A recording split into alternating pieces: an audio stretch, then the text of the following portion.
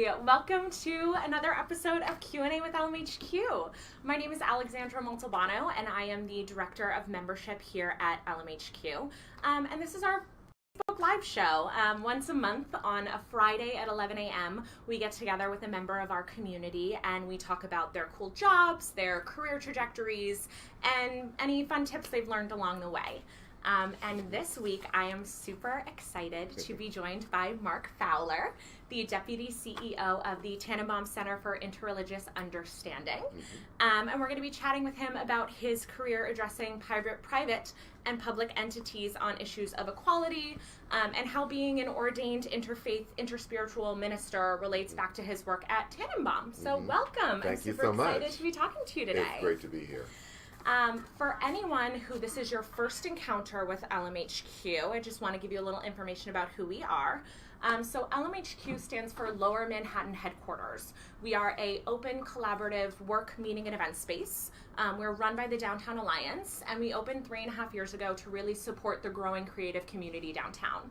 So along with meeting rooms and event space, an amazing membership community, we also have programs like these ones. So we're super excited to be here today.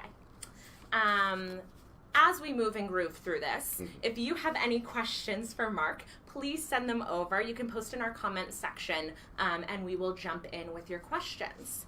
So without further ado, let's get started by going back to the beginning. Back to the beginning. Yes, tell me how your journey got started. At Tanenbaum, I had been looking for work in training and development, because that is and education broadly defined, because that's a very important part of my history, as well as I was a public high school teacher for 11 years. Oh, wow. So I've always been engaged and involved in education in one way or another. And I was hired as the educator and trainer for Tanenbaum's 4 programs. And I should say that Tanenbaum is a secular, non-sectarian, not-for-profit. Our mission is to combat religious prejudice with the vision of a world where differences are respected.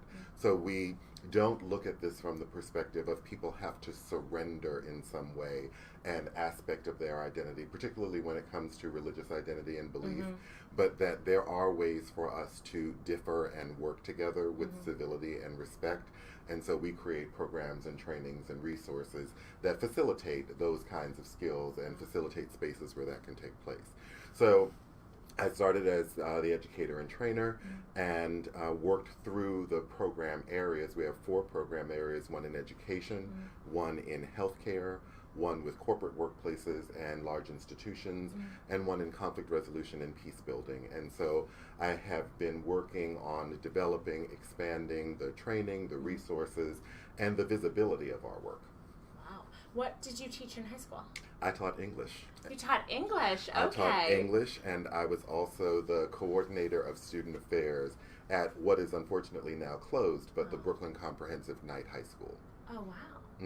And then did you get ordained before or after you started working at Tanenbaum? How did that get into the journey? Yeah, so I was ordained after I started working at Tanenbaum. Okay, wow. I attended the One Spirit Interfaith Seminary, and it was a number of life experiences that kind of converged together. So I was Christian by birth and rearing, and for all intents and purposes had a very good cultural as well as spiritual experience in that realm.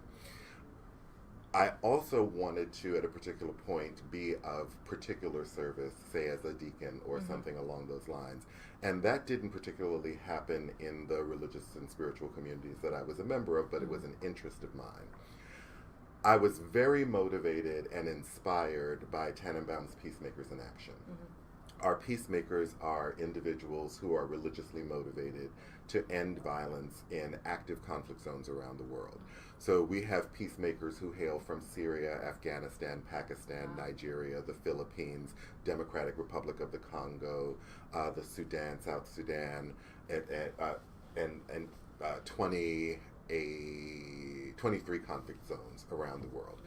And we convene a working retreat every 2 to 3 years with the peacemakers.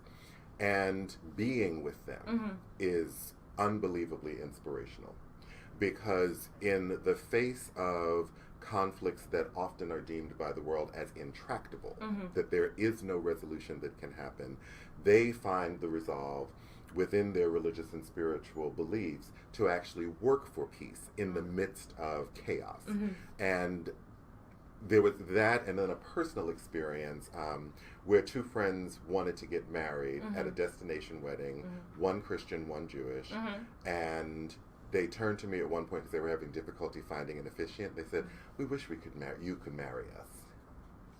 Well, I can make that happen. Well, kind of like, well, interestingly enough, I was very much in the mind of I wanted to be trained in ministry. I didn't want to just get like a license on the internet and then just do it. And then do it, yeah. I really wanted to actually learn more and explore what ministry would be like. Right. And so that's kind of how those things came together. Wow. Did you marry them? I did not. Okay. I was very involved, though. Yes. I was as very involved as you could be as without involved actually as I could be them. without marrying them, and helping create the ceremony, and actually supporting the minister who they actually found, who was at that time the groom's mother. Oh, What had also, and so that was actually the link, because the groom's mother went to One Spirit as well. And so there was this convergence, the universe, and it was kind of like, all right, I get it. I get it. Yes, I'm listening. Fine, I'll do it. I'm yes. gonna go. And so that fall, I actually matriculated at One Spirit. Wow. And when was that? 2010, and I was ordained in 2012. In 2012. Wow. Yeah. so many things. So this brings me to my next question. You're involved with so many different things. What's a day in the life like? Like, what is just, a regular Tuesday for Mark? It really depends. Yes. So our usually at the office about 9:30. And we can have a number of internal meetings, working on strategy, working on execution of particular projects. It can also involve reviewing material or preparing for a presentation or a training. Sometimes it's calls with our external clients. So with our corporate members, Tanenbaum has a corporate membership program where we work very concertedly with global corporations and large institutions around their policies, their practices, providing training and resources. Sometimes working with human resources, with diversity and inclusion, sales and marketing, and actually providing guidance on how to respectfully integrate the dimension and identity of religion, including the concerns of people who don't identify with a particular religious tradition, who might identify as spiritual or atheist or agnostic. Yeah. So meetings, calls, squeezing in something to eat. My doctor says eat less, and I'm trying to do that. Difficult. It's difficult, but he's a good doctor. He's a good doctor. I generally do what he says. And then sometimes, working. So sometimes the best time for me to actually do my work is when everyone's gone. So, And what is your work? What is that? When everyone's left the office and you have that time alone, what are you diving into? So a lot of times it's giving feedback to my colleagues on work that they've created. It's sometimes working with our communications team or reviewing information that's going to go out on communications. So we send out information around holiday observances to our corporations and broadly to our constituency, things to be aware of for the workplace. It could be reviewing curriculum or reviewing our combating extremism materials, and looking at them both for accuracy, but also looking at the questions that we're posing, and are those creating the opportunity for people to understand each other better or understand their concerns better. Approving payroll, reviewing the budget, reviewing the budget, brainstorming about our gala, and who our corporate honoree might be, who our media bridge builder honoree might be. How do we get in touch with them? Reviewing those letters, and then just catching up with email. Which can be and a couple that's of at the hundred. end of all of the other things you got to do. Yeah, because if it's a meeting heavy day, then there's no real opportunity to respond to email. Absolutely. Even on your phone, there's so much you can do. So it's usually like the end of the day. It's a very busy day in the life of Mark. It can be a busy day. All right, there's so many things happening in your day. What is the best part of your job? What brings you the most joy? In terms of the environment, I think that the best part of my day is that at Tanenbaum we are a highly collaborative organization. And from the time that I started working there, it was almost novel to me the degree to which people work together, respect one another, encourage each other's thoughts. So as an environment, it's a great place to work. Yeah. One of the best days for me is when a colleague actually grows and takes something on, and then I can actually step away from it. Yeah. And not because it's an ease to me, but it actually is growth on their part. And they are able and willing and interested in taking on more responsibilities and, just providing more service to the people, to our constituents. I think the other thing too is I do still have the opportunity to do a number of trainings for Tanenbaum, particularly with our corporate clients.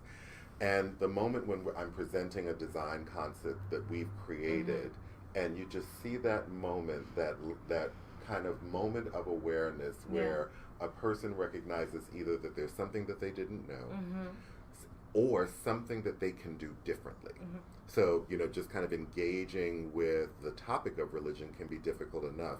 But when people begin to develop that competency and comfort around addressing the topic, then that's a great day for me. Well, I think there's a lot of question about how do I address this? How do I get into that? So to have that knowledge and to give people those tools to be you can talk about this and you can feel empowered to talk about this in a way that, is comfortable for everyone and understanding and is the way that they want to be talked to about that. I think that that's so amazing. Yeah. And what you were saying about collaboration, just really reminded me of the way we work here. And I was like, oh, I love that about my job too. Because we're super collaborative here in a way that I'm constantly talking to my colleagues and working together. And there is such a wonderful moment when you see your colleague really take ownership and pride in something and you see the work product that they're able to create when they really care about it. It's so wonderful. And especially with what you're doing, it makes such a huge change.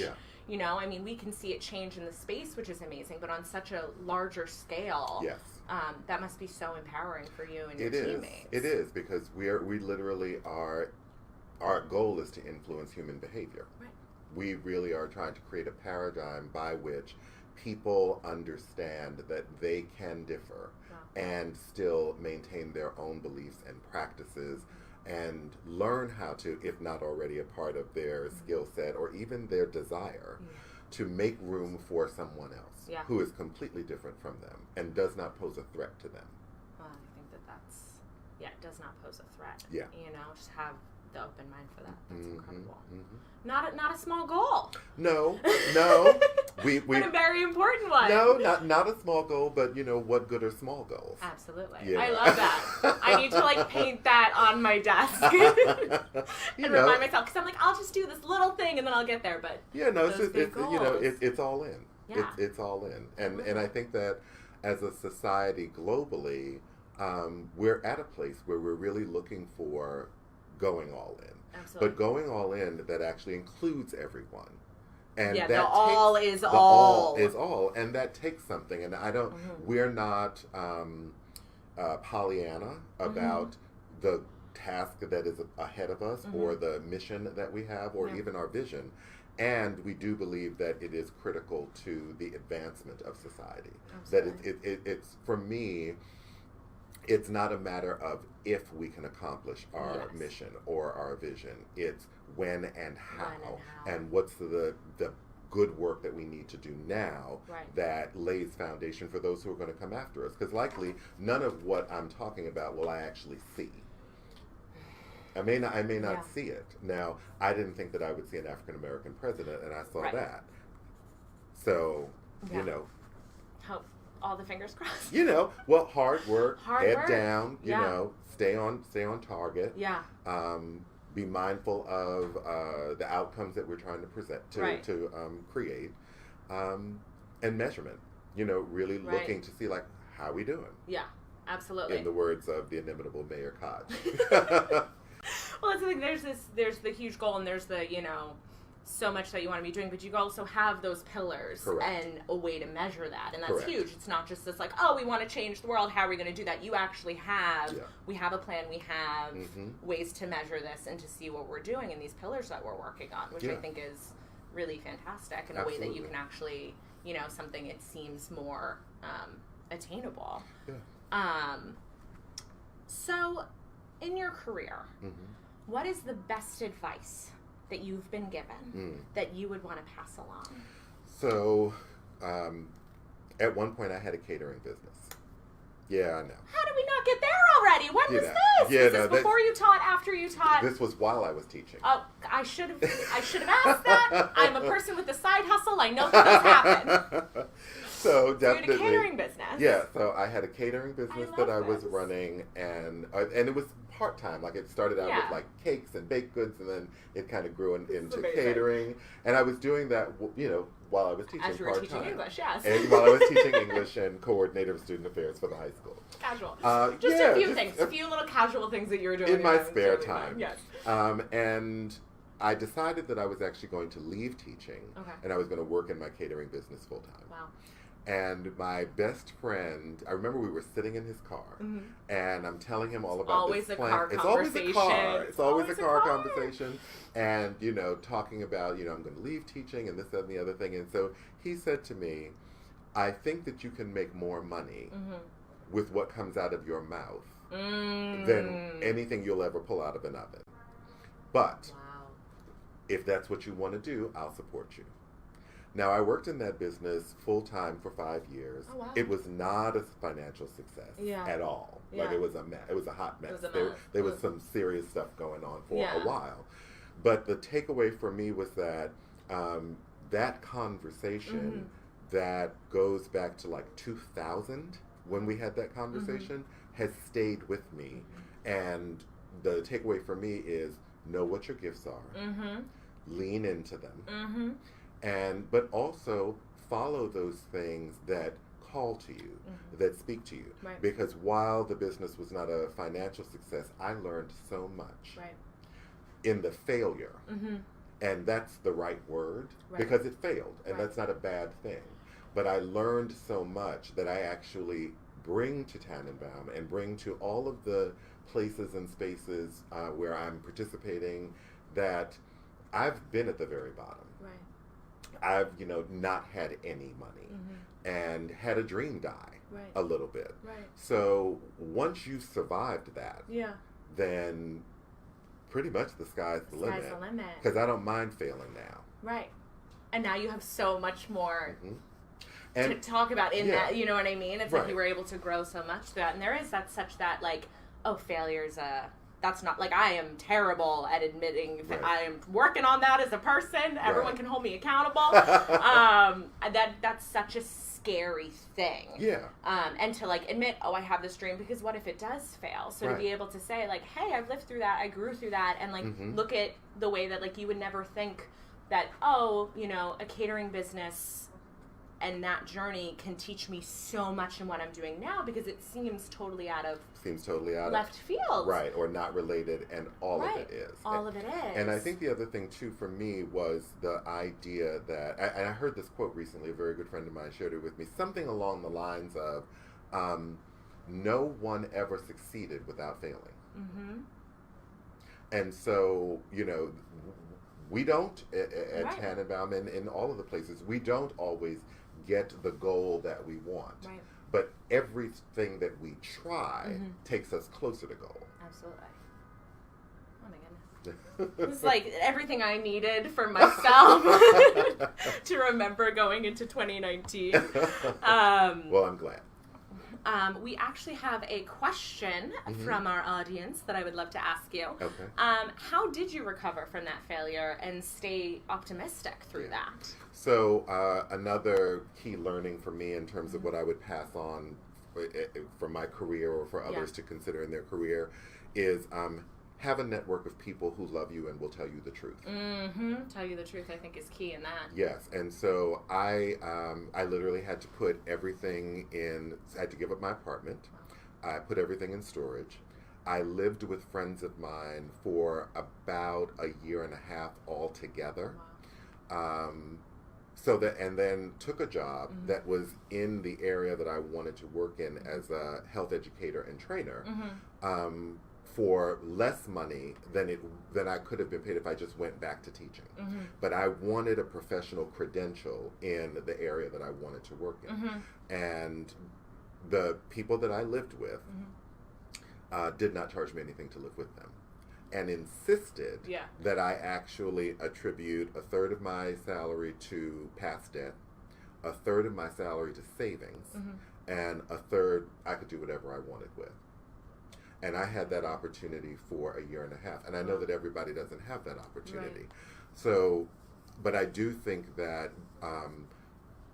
establishing and maintaining relationships where people love you and you love them, and you're really willing to make sacrifice for them, because truthfully, without that and without, contributions from my family and that kind of thing, I would not be here today. Right. I would not be here today. And this all took place during 2006. Well, I was still living with my friends when I started working at Tanenbaum. Yeah, in 2007. So, it's, none of it is easy. Yeah. None of it is nice. Yeah. Also, be willing to cry and fall apart. Like, scary thing. Yeah, face in the pillow. Yeah. But you got to do it. You got to face that and feel that and acknowledge it for what it is. And forgiveness. Because over that forgiveness time, for yourself. For myself. And nobody could grant that to me but me. Right. So I had to be able to acknowledge, like, what worked, what didn't work, but I had to what failed, but I also had to forgive myself for what I thought I had done.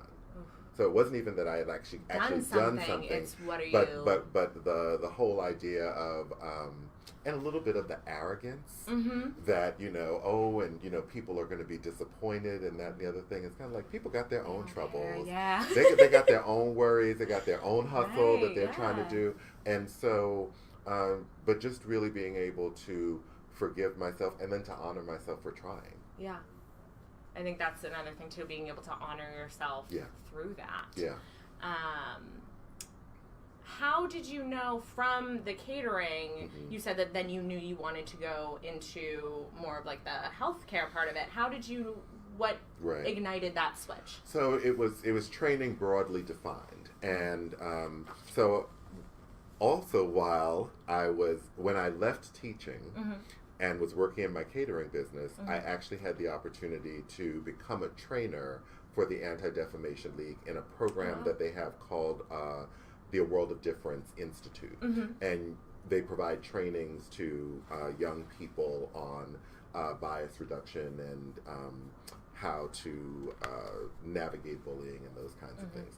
So I became, in just personal work that I was participating in, I was supporting other people, coaching other people, and I really enjoyed it. Like, it just brings me alive to participate in those kinds of activities. So I had a sense and knew that I really wasn't interested in going back to teaching in the classroom, which I loved, and I loved the school that I worked in, but I was ready for I wanted this new experience to be my career, to be my life. And that was how I kind of saw. So when I started looking for work, I was looking for work in the world of training and development and that kind of thing. So if you were to totally pull a 180 now, switch it up, do something totally different, what would it be? I'd have to preface this though. Okay. I have conditions on this. I have conditions on this 180. Okay, conditional 180. I'll allow it. This is a conditional 180 because I'm, despite my best efforts, I'm not going to be broke again. I don't want to be. Yeah. And some things that I think I'd be interested in doing, even as like a post or almost retired kind of, a flight attendant. Ooh. Right? Okay, you'd be really good at that.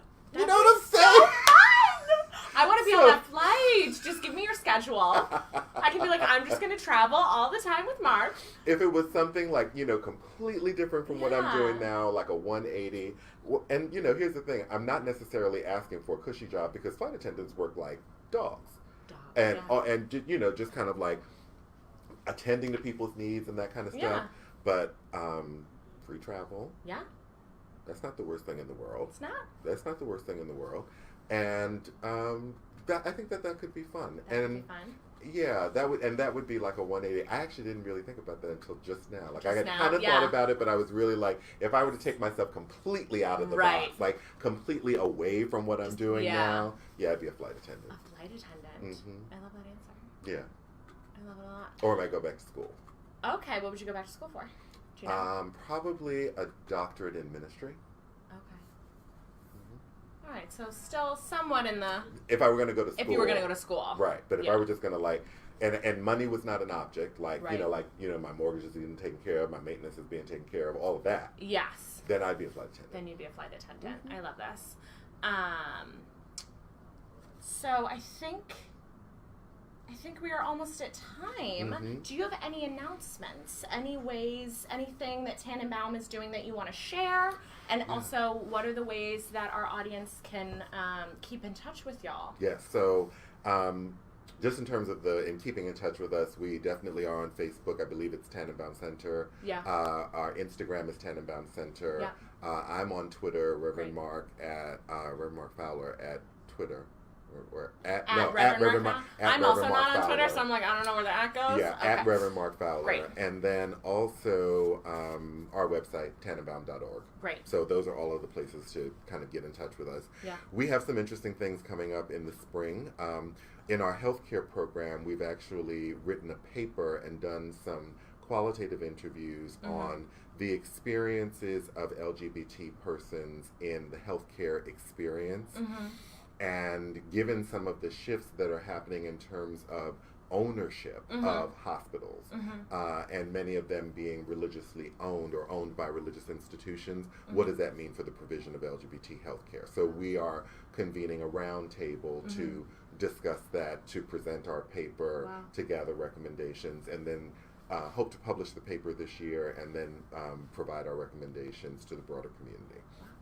We also are planning, we have a project called Combating Extremism, and for the past 4 or more years, we've been creating resources, fact sheets, as well as discussion questions. We're going to be convening at some point in the spring, likely in the middle of April, a panel with a former white supremacist, a former Islamist, and colleagues from Seeds of Peace to talk about how people are actually directed into extremism, what was their unique way out, but then also how do we bring these conversations into our own communities and not abstaining cities like New York because they happen to have a great deal of diversity. They don't necessarily always have a great deal of homogeny.